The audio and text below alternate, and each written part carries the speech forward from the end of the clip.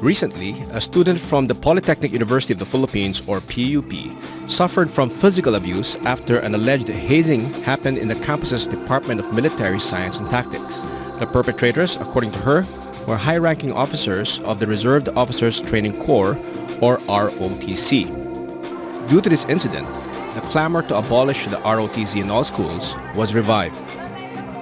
Back in 2001, the brutal murder of University of Santo Tomas student Mark Wilson Chua became a catalyst for a broad movement to abolish the ROTC program in schools. Kumilos na ho, i-abolish na ho natin ng ROTC. Huwag na ho nating antayin pa, no, na may mamatay pa. The Reserved Officers Training Corps, or ROTC, was first enacted under Commonwealth Act No. 1, otherwise known as the National Defense Act of 1935.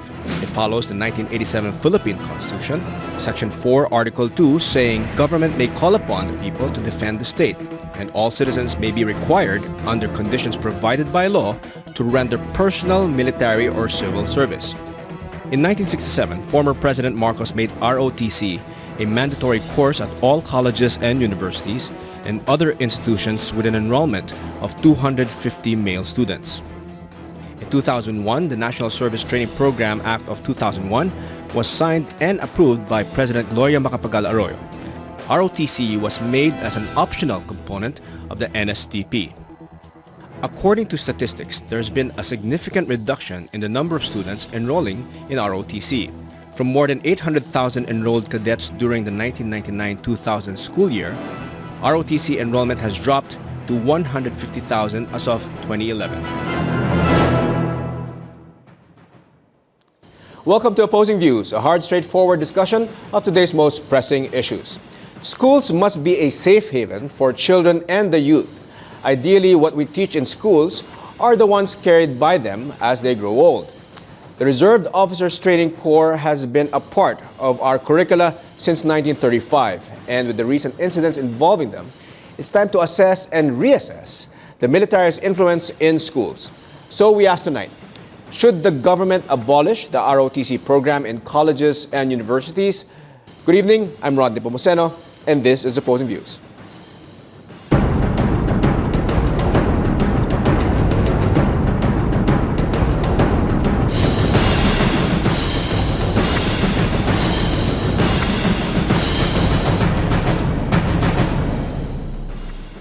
All right, joining us tonight in our discussion is Anakbayan National Chairperson Vencer Crisostomo. Good evening, Vencer. Vencer, can you give us, in 30 seconds, give us a summary of your position regarding ROTC? Sa palagay namin, dapat nang i-abolish yung ROTC dahil ito ay pinanggagalingan ng korupsyon, ng karahasan sa mga eskwelahan. Yung recent cases ng hazing at ng violence na tinuturo sa mga estudyante, patunay niya na dapat tanggalin na ito. Tama na itong martial law relic na dinadala sa ating mga eskwelahan. All right. And on the opposing side is Armed Forces of the Philippines spokesperson, Lieutenant Colonel Ramon Zagala. Colonel Zagala, good evening, sir. Hey, good evening. What are your quick thoughts regarding the summary of your position with regard to ROTC? The ROTC is there to shape the people, to defend our country when the time comes. Right now, we have a lot of external threats, and it is the responsibility of each citizen to help and protect our sovereignty and our people. All right. Okay, so let's start a discussion. Vencer, sa palagay mo, you feel there's a need for a complete abolition of the ROTC, and if so, can you elaborate on this further regarding the corruption and all that, as you mentioned in your opening statement?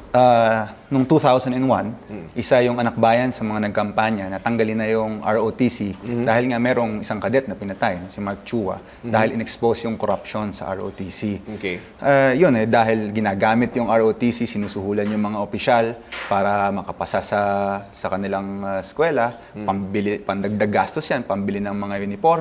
Kaya kasi mandatory nga kasi. Mandatory noon. At may mga incidents ng karahasan, kahit yung mismong pamamaraan ng pagtuturo ng ROTC, pinaglalakad sa init ng araw, inuutusan, pinagtitimpla ng kape, yun yung klase ng training na natututunan ng mga estudyante.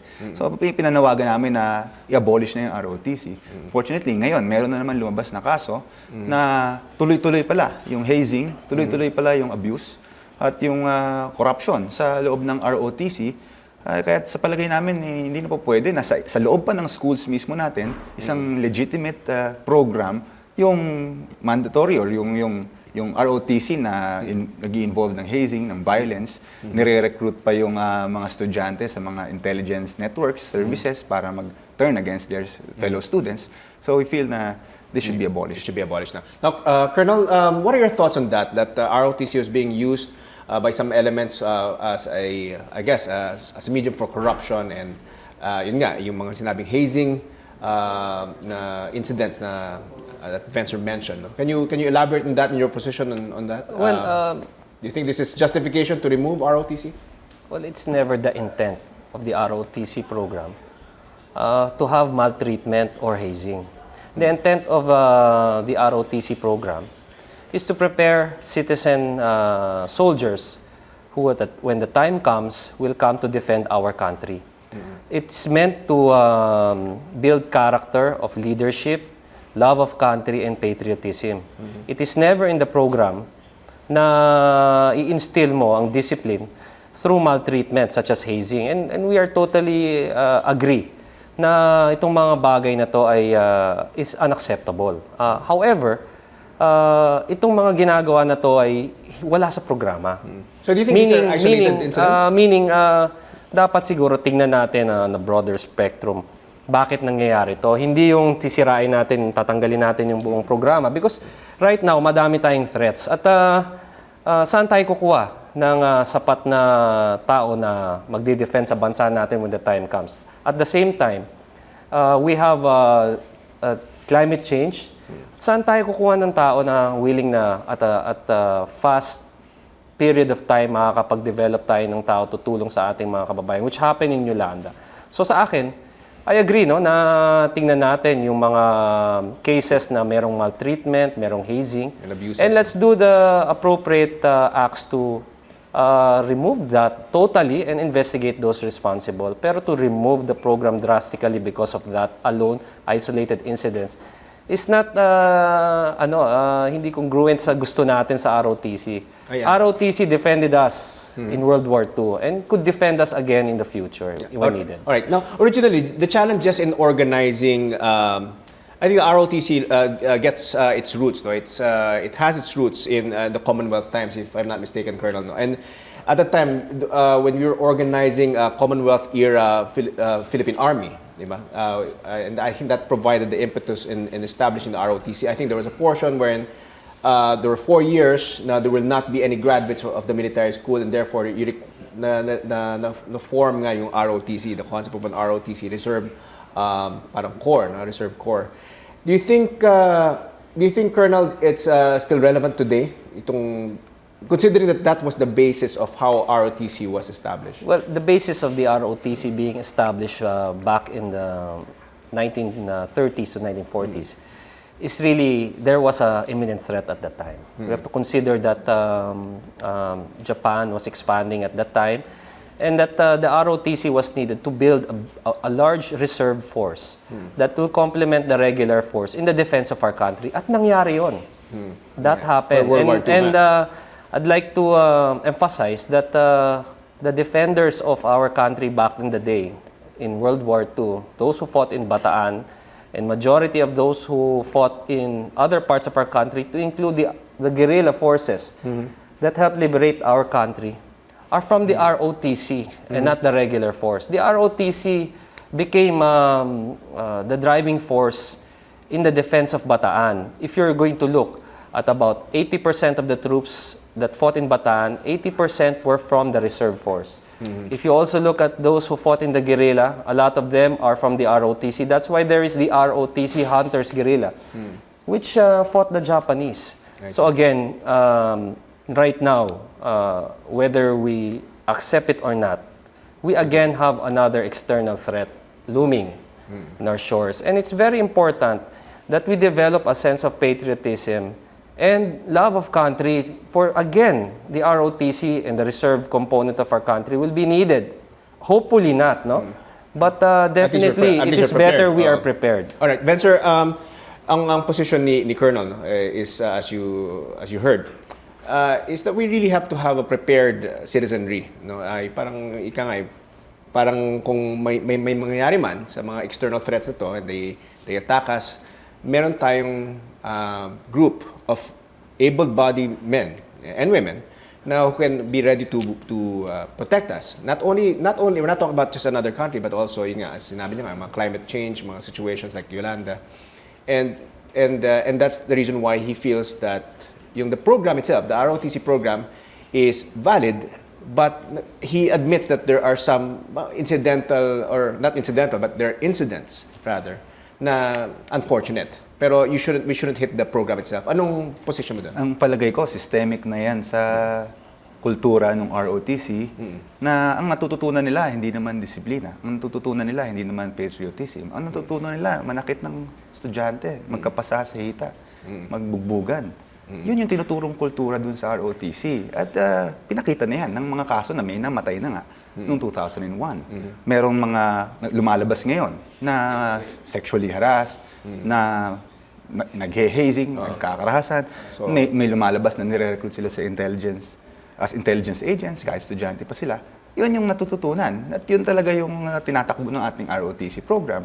So, hindi po totoo na yan para ihanda sa external threats, etc. Ang threat po ngayon sa campus ay yung military involvement sa military presence na nagtuturo sa estudyante ng mga fascistic martial law type culture and values na yun yung tinuturo sa ating mga mag-aaral. So you think yung situation nung Commonwealth time, which required the ROTC or justified the existence of the organization of the ROTC, hindi na applicable during these times? Hindi na po pwedeng sabihin yan. Pero sabihin natin, gusto natin magkaroon ng kapaki-pakinabang ng mga estudyante at kabataan. Pwede po yan gawin sa pamamagitan ng isang National Service Corps program na gawin na nga lang natin na Disaster Relief or Disaster Response Corps. Itong ROTC, imbis na nagmamarcha sila, imbis na inuutusan sila magtimpla ng kape, nagsasakitan sila, gawin natin silang isang disaster relief corps at turuan natin ng disaster relief, disaster preparedness, pero hindi under the military na may reputation ng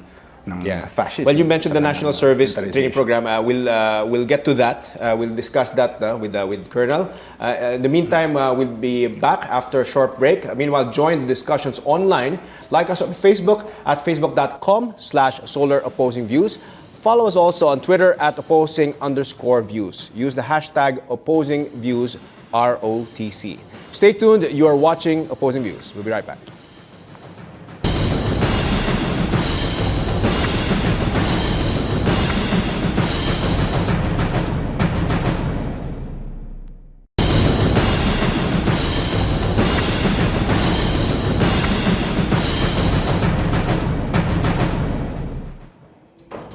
Welcome back. You're still watching Opposing Views. We have with us Anak Bayan National Chairperson Vencer Crisostomo and AFP spokesperson Lieutenant Colonel Ramon Zagala.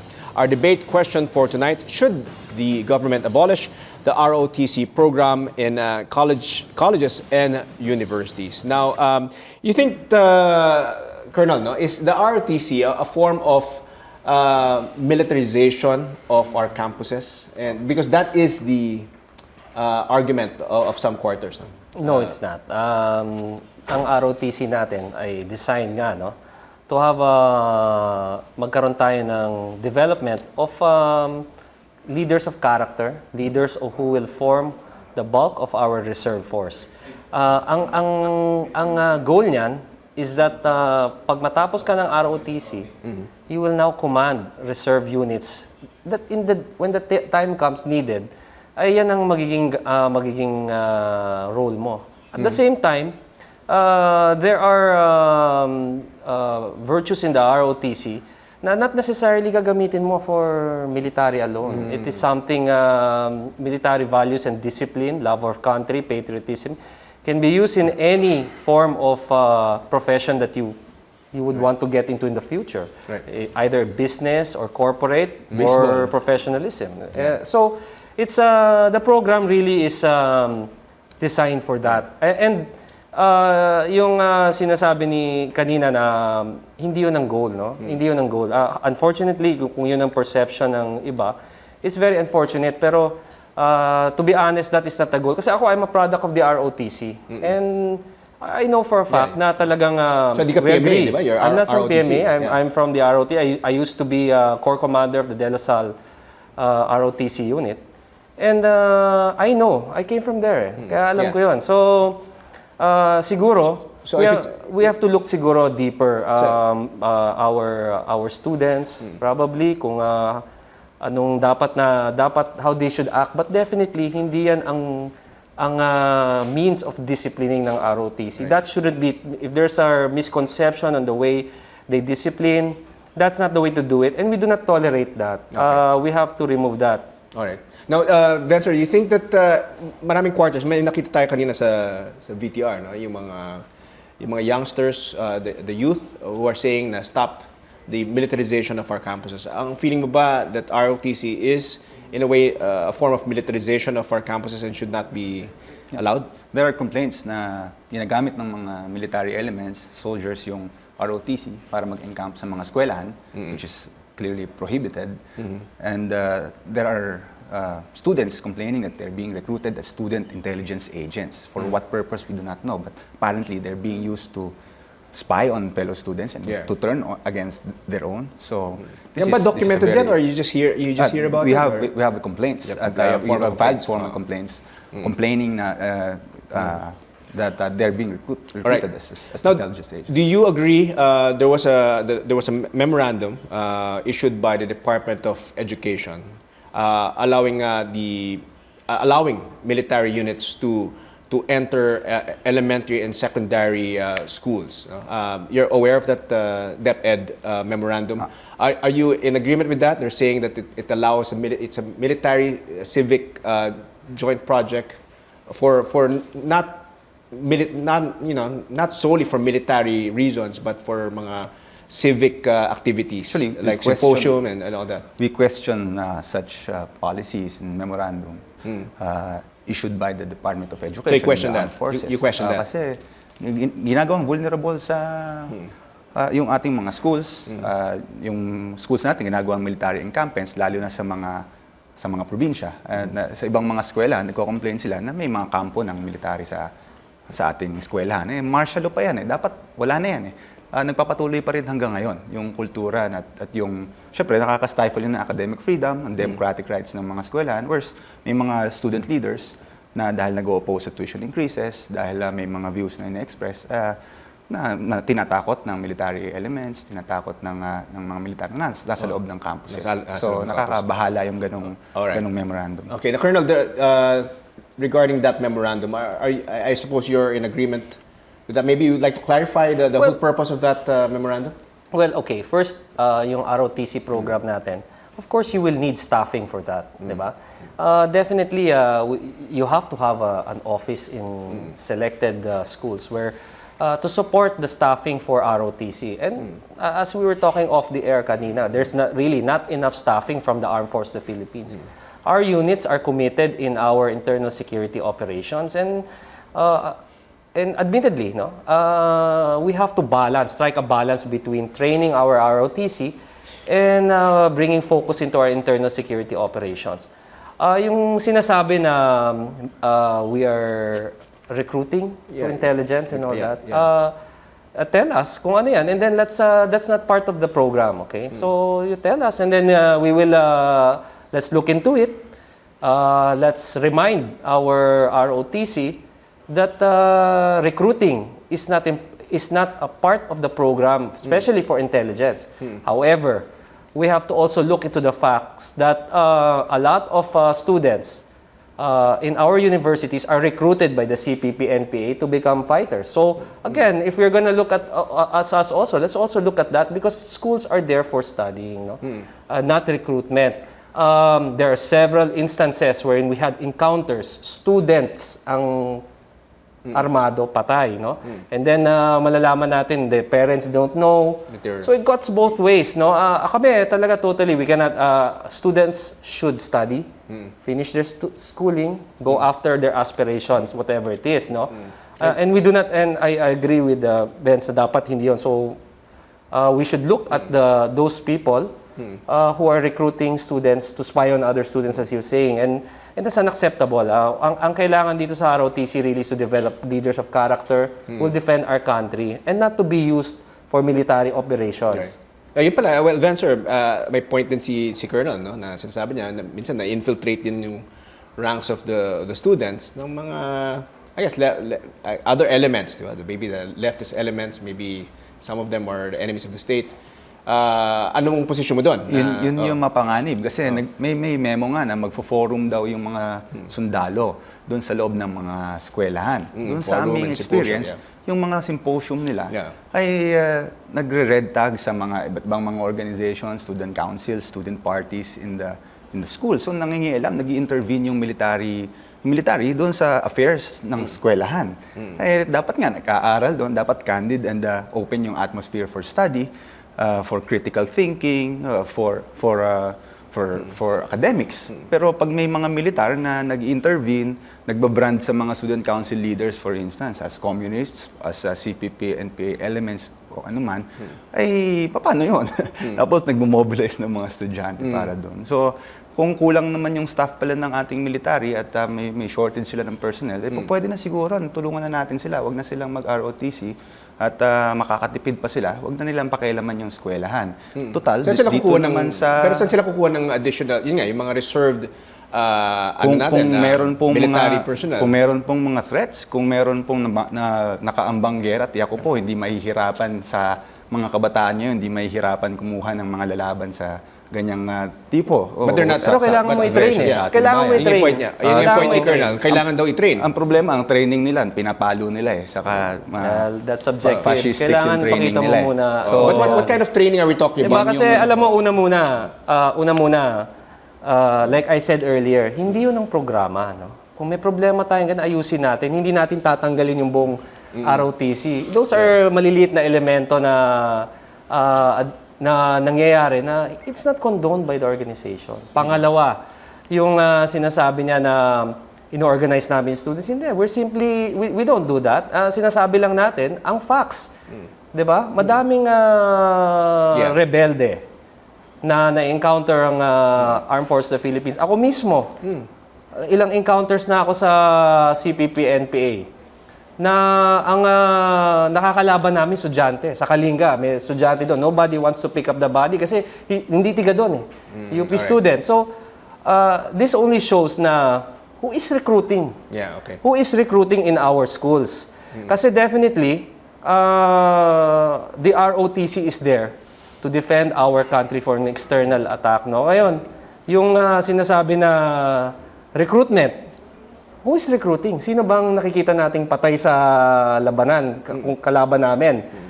No one is looking at that. So parang sa amin, no, let's not put on ROTC. No? The goals of the ROTC are very clear. Is to form the core of our reserve force that will defend our country. Yun lang. Ngayon, kung may mga pagkakamali, merong mga maltreatment, yung sinasabi nga ng recruitment for intelligence, mali yan. Alisin natin yung mga yan, investigate and all that, no? Yung patay na estudyante sa labanan with the AFP and NPA. Mali rin yun, di ba? Yes. Now, Venture, you mentioned, of course, the case of yung sa PUP, no? Si Sheena. And then, prior to that, you made mention of this case sa UST in 2001. Now, from 2001 up to now, that's around 13, 12 years. Hindi ko minamaliit yung the tragedy of both. Now, both are tragic incidents. But, I mean, maybe you might want to shed light here. To me, at least, how I see it, is parang hindi ba natin masabing mga isolated incidents to? Kasi, yun nga, 2001 yung last case, and then now it happened, but around 13 years have lapsed. di ba natin masabi na maybe mga isolated cases lang to, and maybe the ROTC program perhaps is okay, pero may mga isolated incidents na masama. Sobra naman po yun yung may mamatay. Saka sobra naman po yun na mayroong binubugbog sa loob mismo ng headquarters ng ROTC sa school. Tingin ko yung kung meron tayong kahit isang kaso lang na ganun, magme-merit na mabahala na tayo dyan. Pero ang problema nga po, hindi lang isa. Itong may lumabas na si Sheena, lumabas pa yung iba. Ngayon, nagsusumbong na yung maraming mga kaso na mas malala pa, hindi lang hazing, kundi may iba pang mga sexual molestation, etc. na nandun sa ROTC program. So medyo na po systemic na po yan. Ingrained na po sa sistema ng ROTC. Kailangan pong putulin muna o putulin na yan. At hindi rin naman po pwedeng baliwalain natin na may hawak sa ROTC, yung military natin, punong-puno rin po may mga kaso ng extrajudicial killings na under the current administration. Pero noon pa man, nung dumalo dito yung UN rapporteur na si Philip Alston, sinabi niya na yung military responsible for extrajudicial killings under Arroyo, at ngayon din meron ding 150 plus documented cases of extrajudicial killings, desaparecidos, yung disappearances, torture, na nasa ilalim ng military. And kahit yung military mismo and our police, merong mga kaso ng hazing. So I'm not sure kung yun ang gusto nating i-impart sa ating mga estudyante, saka yung kultura na yan yung gusto nating ilagay sa eskwelahan. Tingin ko, napapanahon na, huwag na nating hintayin na meron pang susunod pa. Ngayon pa lang, tanggalin na yan. Right? Now, we need to take a short break. More on the issue of ROTC in campuses when we come back. Please stay with us.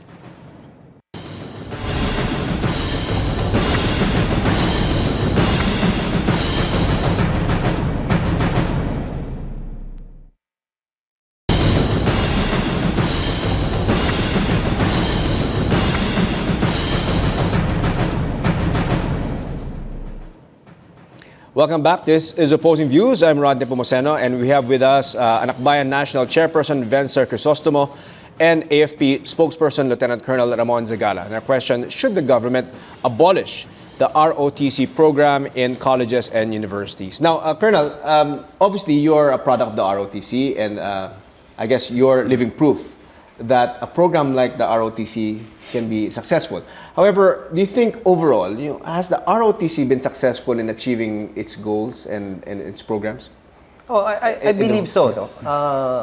What's important about the ROTC is to instill nationalism, love of our country, and the defense of our country. And I believe that a lot of, especially now, and because of the NSTP, voluntary na yan, those who volunteer are sincere and who really want to defend our country and love our country. And ako, in all honesty, I had a very carefree college life now. But when I went to ROTC, doon ko nakita that more important things in life, such as serving your country. That one encouraged me to continue a military career. And I believe that a lot of ROTC graduates who took a little bit of ROTC, went to PMA, or who went finished their ROTC and went to officer candidate school, a lot of them are serving in the Armed Forces of the Philippines. And are there a lot of you? And I believe that this shows success of the program, because ang kailangan na kasi nating ma-achieve dito really is, are we willing to serve our country? Are we willing to fight for our country? And of course, this is technically we're not at war, so it's time of peace.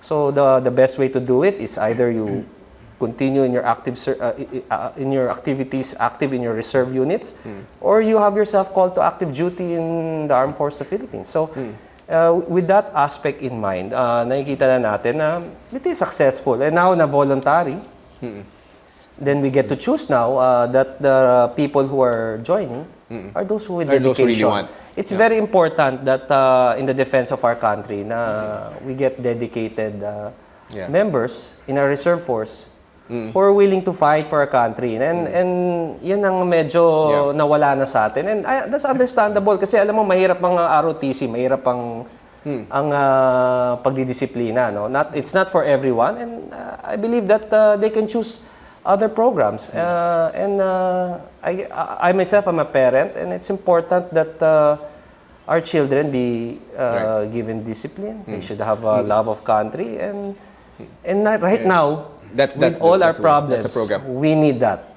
Now, Vencer, so ang position ni Colonel is we need it. Kasi lalo na ngayon, no? As he mentioned nga during our break, it's the Facebook generation. No? And medyo walang disiplina yung mga kids ngayon. At least that's the view of our generation, di ba? Nakikita natin yun. Pero yung position mo naman, and we were talking off-air, na parang wala namang mangyayari sa pamarcha-marcha under the sun and ganon. So do you think, though, that the ROTC is a complete failure and therefore should not be even considered, even as an optional program? Let me just say na ngayon, sa mga eskwelahan, hindi siya optional. Hindi pa rin natutupad yung noon na sinasabi na voluntary yung ROTC. Hindi pa rin? Meron pa rin mga schools na mandatory ROTC for a certain segment of the student population, wherein some schools impose a quota of several hundreds of students or thousands of students na required pa rin na pumasok sa ROTC. Maraming complaints na pumapasok din sa amin na sinasabi nila yung hindi sila makapag-CWTS kahit yun ang pinipili nila. Kasi may quota daw na kailangan ma-reach yung ROTC. So agad, sabi namin dapat tanggalin yan ng mga eskwelahan. Pero yun ang nangyari itong nakaraan, kaya nagtatry pa rin yung ROTC. So pinipuwersa pa rin yung mga estudyante na pumasok doon sa ROTC. Sa palagay ko naman, yung usapin ng disiplina, yung usapin ng love of country, yung genuine patriotism, yung serving the people, ay po pwedeng matutunan ng mga estudyante sa ibang programa, hindi dito sa ganitong klase ng programa ng pang-martial law era. Matututunan nila yan sa programa na talagang malaya silang makapag-isip, malaya silang maglingkod sa kanilang kapwa. We want an educational system na nag-liberate ng minds, nag-generate ng critical thinking ng youth, ng critical at truly patriotic. At I think opposite niyan yung tinuturo ng ROTC. No, I think I'd like to react to that. Yes, Kasi yes. he keeps on saying martial law era. No? Yeah. The ROTC was proven in World War II.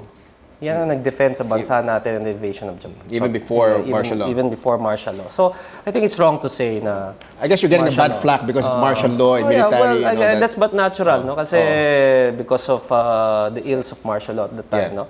However, we have to look at the past, no? What did ROTC do for us? It defended our country.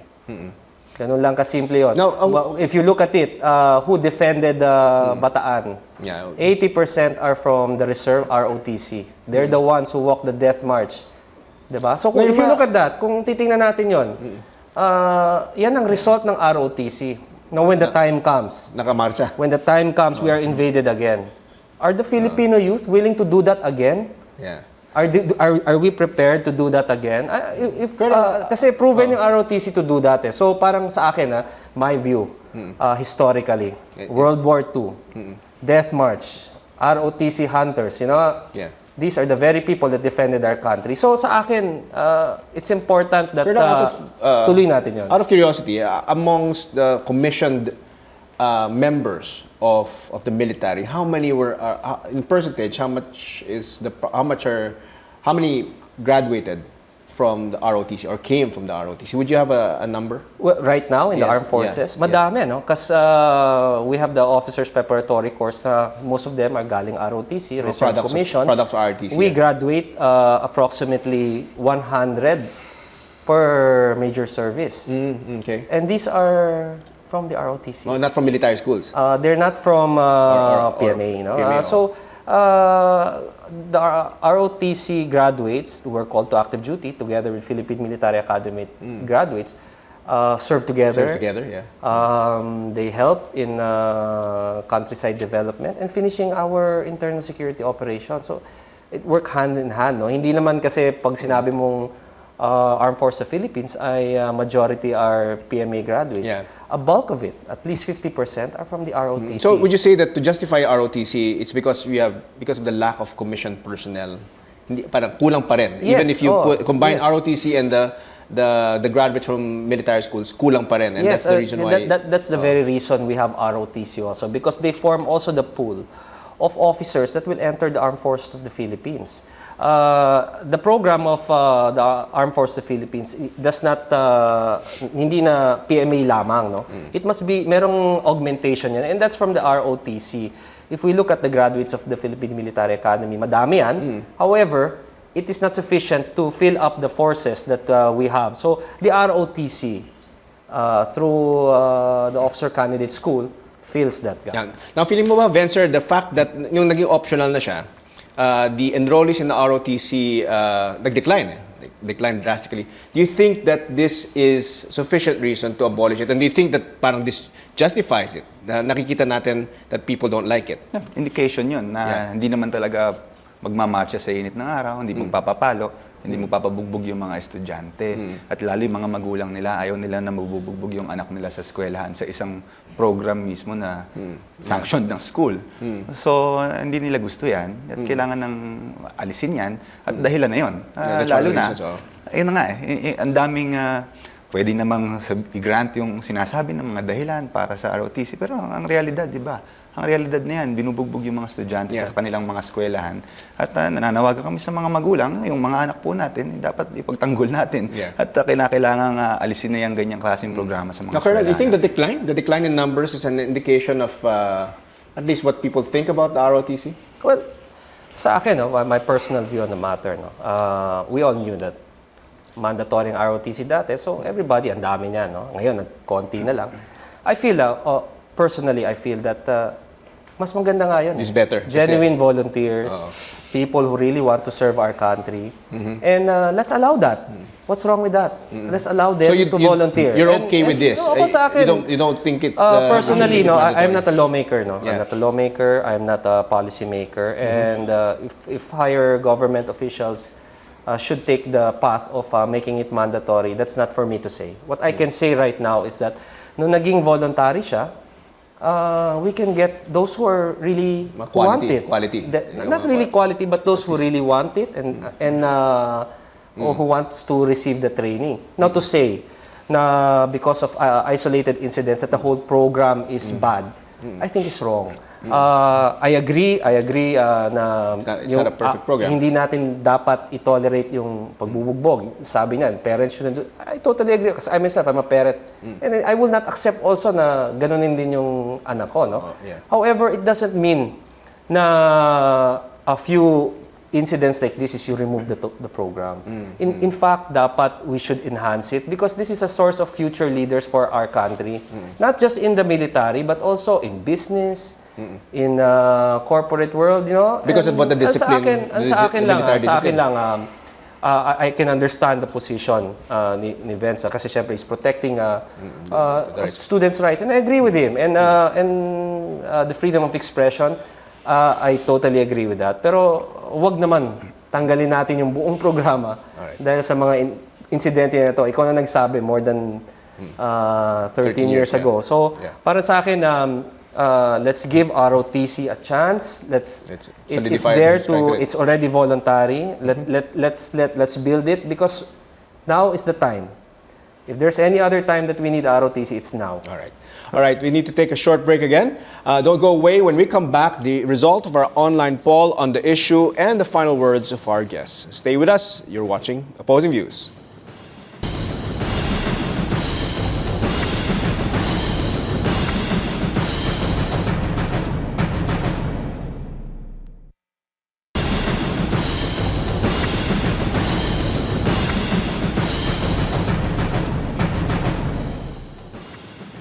Welcome back. This is Opposing Views. I'm Rod Nepomuceno, and we have with us Anakbayan National Chairperson Vencer Crisostomo and AFP Spokesperson Lieutenant Colonel Ramon Zagala. Our question, should the government abolish the ROTC program in colleges and universities? Now, I'd like to get your reaction, gentlemen, about the Kabataan Party's NSTP, or the National Service Training Program Reform Act. What's your reaction to that, Vencer? Sinusuportahan namin yun. Kasi yung panukala na yan ay tanggalin na yung ROTC totally at ipalit dyan yung isang National Service Corps o truly voluntary service ng mga estudyante. Would you like to expound on that? Yung difference ng National Service Training Corps training program vis-a-vis yung ROTC? Ang pinaka-difference, wala nang hand ang military sa eskwelahan, sa programa. Yung school na mismo, nagpapatakbo ng programa.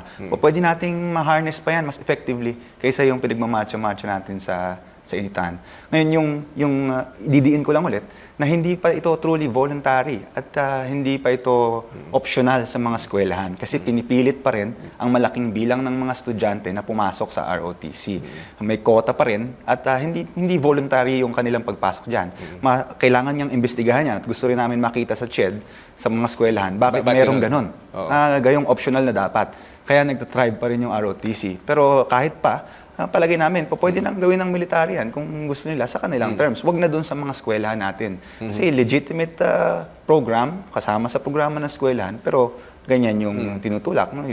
Hindi lang yung incidents ng extreme yung hazing, yung harassment, yung violence. Pero kahit yung kulturang tinuturo, yung pagmamarcha sa initan, yung pagiging utos-utusan, yung yes sir, di ba?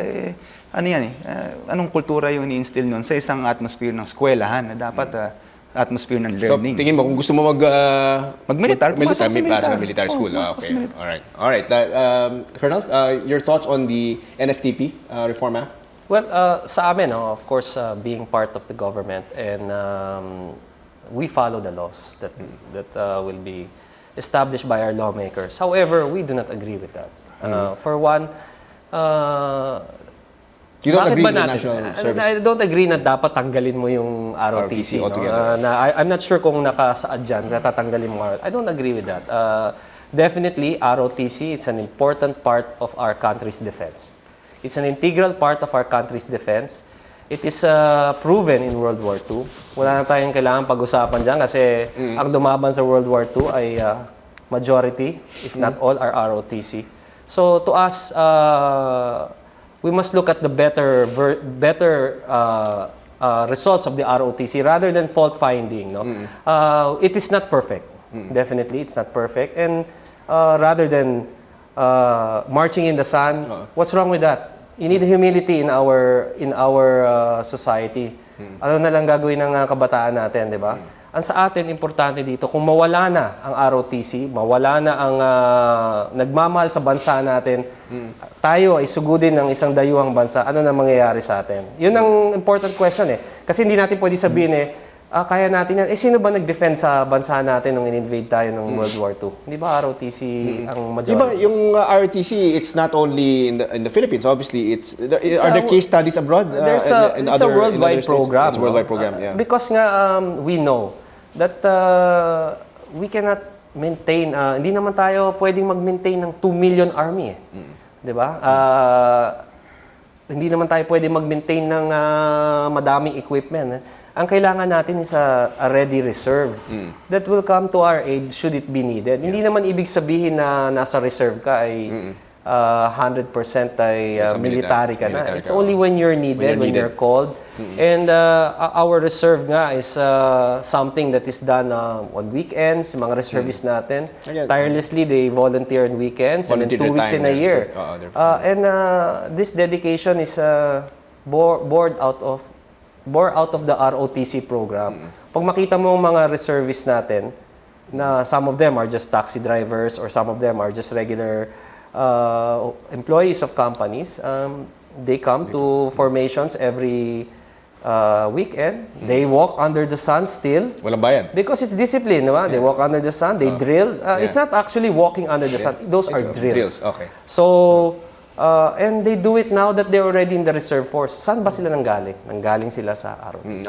Now, Venture, we're reaching our final few minutes sa program, and I just wanted to ask you, ito bang position mo sa ROTC? Do you think that it's just a matter of tweaking? Baka naman, you're saying kasi systemic na yung problema, but can it be, you think it can be changed and it can be revised and reviewed so that if we reassess it, baka naman pwede pa rin ang ROTC within the context of a school or university because of the, I guess, the points raised by Interesting sinabi kanina, 3 bansa na lang yata pala yung may ganitong klaseng programa sa buong mundo. No? So, Hindi 3 bansa may ganitong programa. 3 ang mandatory military service. Okay. So, ayusin natin yon. ROTC madami pa. ROTC marami rin. Ang palagay ko, hindi na yan magagawa ng to tweak it or sinubukan na yan noon kahit nga NSTP systemic ang problema niyan. At problema rin yan nung mismong orientasyon ng ating military, nung mga nagpapatakbo ng tingin mo the ROTC program is incorrectable? Pwede natin ibigay na lang sa mga eskwelahan yung programa at gawin natin siyang isang programa ng disaster relief, disaster response. Gawin natin siyang isang programa ng genuine patriotism. Pero hindi na yung ganyan, yung may sinasaktan ng mga estudyante saka dinidisiplina sa pamamagitan ng Okay. Well, we reached the tail end of our show. Colonel, do you have any final words to our televiewers out there who might be having second thoughts regarding ROTC? Sa akin, the ROTC's main goal really is to develop future leaders for our country. It is there also to develop responsible citizens who will fight for our country. It is proven in World War II. And it is something that we should all look at as something that we need. If ever we have problems with the ROTC, let's fix it. Let's find ways to repair if there are any problems. But however, it is something we need. It is something that our country needs. And it's proven the past. So sa akin, it's very drastic that we remove it. So we hope that a lot of our countrymen will look at the better side of the program rather than find fault. All right. Vencer, thank you very much, Colonel. Vencer, your final words? Yung World War II po ay panahon pa yun ng Hapon. At ngayon, sa palagay ko, panahon na tignan natin ang talaga yung naging resulta niyan. Ang palagay namin ng ROTC, nagtuturo ng karahasan, nagtuturo ng sakitan sa ating mga estudyante, nagtuturo yan sa eskwelahan ng pambubugbog sa kapwa estudyante at paninitik sa kapwa estudyante. Ito ay dagdag gastos.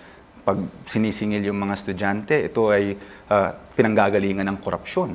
At hindi, ang gusto natin, an education that liberates minds, instill critical thinking, at genuine patriotism. This is opposite nung tinuturo ng ROTC, violence, hazing, legitimized hazing, and fascism sa loob ng ating eskwelahan. So, kailangan po yung relic na yan ay alisin na natin sa ating mga eskwelahan. Gusto natin ng isang mapagpalaya na edukasyon para sa ating mga kabataan.